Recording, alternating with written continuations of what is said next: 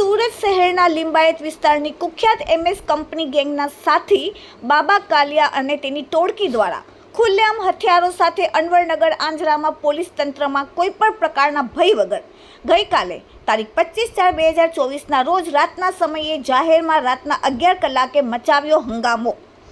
તારીખ 21/4/2024 રવિવારના રોજ સામાન્ય બાબતે લિંબાયત કમરુનગર આવાસમાં રહેતા અને કુખ્યાત એમએસ કંપની ગેંગના સાથી એવા મોહસિન ઉર્ફે બાબા કાલિયા અને અનવરનગર આંજરા ખાતે રહેતા શકીલ શાહના પુત્ર સાથે સામાન્ય બાબતે બબાલ થતા બંનેએ એકબીજા વિરુદ્ધ સુરતના સલાબતપુરા પોલીસ સ્ટેશનમાં ફરિયાદ દાખલ કરાવેલ હતી, જેનો વેર રાખીને ગઈકાલે તારીખ 25/4/2024ના રોજ રાતના 11 કલાકે શકીલ શાહ અનવરનગર આંજરાના એના ઘર પાસે માથાભારે છાપ ધરાવતા મોહસિન ઉર્ફે બાબા કાલિયા અને તેની ટોળકીએ પોલીસ તંત્રના કોઈપણ પ્રકારના ભય વગર સરા જાહેર હાથમાં તલવારો, હોકીઓ અને લાકડાના ફટકાઓ લઈને હથિયારો સાથે હિંસક હુમલો કરીને સમગ્ર અનવરનગરને ધમરોળ્યું।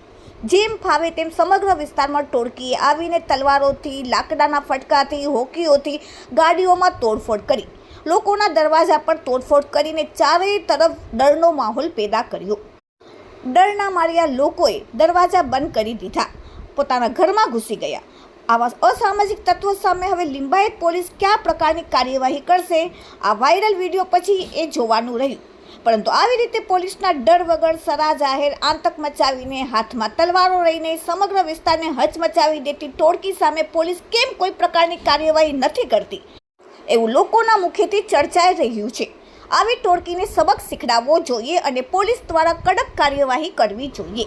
ટોળકીના 20 થી 25 યુવાનોએ આવીને હાથમાં તલવારો લઈને સમગ્ર અનવરનગરને માથે લીધું હતું, વિડીયોમાં સ્પષ્ટ જોઈ શકાય છે। Bureau report, daily India TV, Surat.